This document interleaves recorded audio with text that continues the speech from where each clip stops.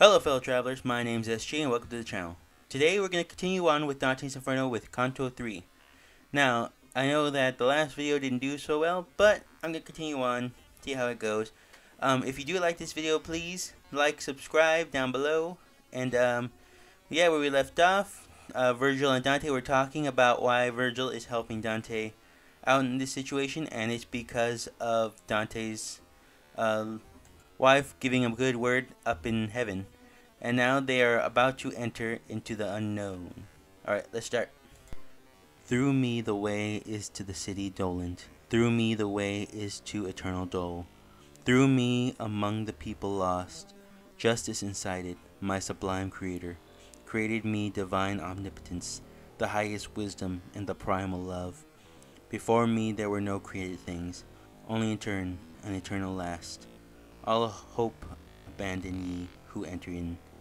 Those whose in somber color I beheld, written upon the summit of a gate, whence I their senses master hard to me, and he to me is one experienced. Here all suspicion need must be abandoned, all cowardice must need be here extinct. We to the place have come, here I have told thee, thou shalt behold the people dolorous, who has forgone the good of intellect. And after he had laid his hand on mine, with joyful mind, whence I was comforted, he led me in among the secret things. Their sighs, complaints, and ululations loud, responded through the air without a star, hence I at the beginning wept thereat. Languages diverse, horrible dialects, accents of anger, words of agony, and voices high and hoarses, with sound of hands, made me a tumult that goes whirl on, forever in the air, forever black, even as the sand doth, when the whirlwind breathes. And I, who had head with horror bound, said, Master, what is which now I hear?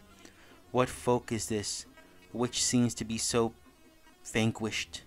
And he to me, the miserable mountain, the melancholy souls of those who lived without infamy and praise. Coming led are they, with the caitiff choir of angels, who had not rebellious been, nor faithful were to God, but were for themselves. The heavens expelled them, not to be less fair, nor them the nethermore abyss receives, for glory none the damned would have from them. And I, O Master, what so grievous is to these, that maketh them lament so sore? He answered, I will tell thee very briefly. These have no longer any hope of death, and this blind life of theirs is so debased, they envious are of every other fate. No fame of them the world permits to be. Misericord and justice both disdain them. Let us not speak of them, but look and pass.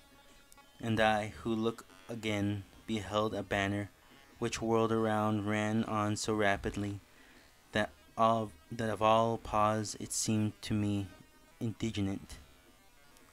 And I, who looked again, beheld a banner, which whirled around ran on so rapidly, that of all pause it seemed to be indignant. And after it there came so long a train of people that never would have been believed, that ever death so many had undone. When some among them I had recognized, I looked and I beheld the shade of a man, who had made through cowardice the great refusal. Forthwith I comprehended that was certain, that the sect was of the caitiff wretches, hateful to God and to his enemies. These miscreants, who never were alive, were naked, and were stung. These miscreants, who never were alive, were naked, and were stung exceedingly by gadfly flies, and by hornets that were there. These did their faces ignite with blood, which with their tears coming led, at their feet by the disgusting worms was gathered up. And when I gazed And when to gazing farther I betook me, people I saw of a great river's bank, whence said I, Master, now vouchsafe to me. And when to gazing farther I betook me, people I saw of great river bank, whence said I, Master, now vouchsafe to me, that I may know who these are, and what law makes them appear so ready to pass over, as I discern athwart the dusty light. And he to me, these things shall all be known to thee, as soon as we our footsteps stay upon the dismissal shore of Acreon. Then with mine eyes a shade and downward case, fearing my words might irksome to be to him, from speech refrained I till we reached the river. And lo, towards us coming in a boat, an old man, hoary, with the hair of an eld, crying, Woe unto you, ye souls depraved! Hope never more to look upon the heavens. I come to lead you to the other shore, to the eternal shades in heat and frost. And thou, that yonder strandest living soul, withdrew thee from these people who are dead. And when he saw that I did not withdraw, he said, By other ways, by other ports thou to the shore shalt come, not here, for passage. A light vessel needs must carry thee. And unto him the guide, Vex thee not, Charon. It is so willed there where is power to do, that which is willed and farther question not. Thereat where quieted the fleecy cheeks of him, the ferryman of the livid fin, who round about his eyes had wheels of flame. But all those souls who weary were and naked, their color changed and gnashed their teeth together, as soon as they had heard those cruel words. God they blasphemed, and their progenitors, the human race, the place, the time, the seed of their endangering and of their birth. Thereafter all together they drew back. Therefore after together they drew back, bitterly weeping, to the accused shore, which withered every man who feared not God. Charon the demon, with the eyes of lead, beckoned to them, collects them all together, beats with his oar whoever lags behind. As it the autumn tune, the leaves fall off, first one and then another, till the branch unto the earth surrenders all of its spoils. It's similar wise to the evil seed of Adam, thrown themselves from the margin one by one, out signs as a bird onto its lure. So they departed across the dusty wave, and upon the other side they land. Again on the side a new troop assembles.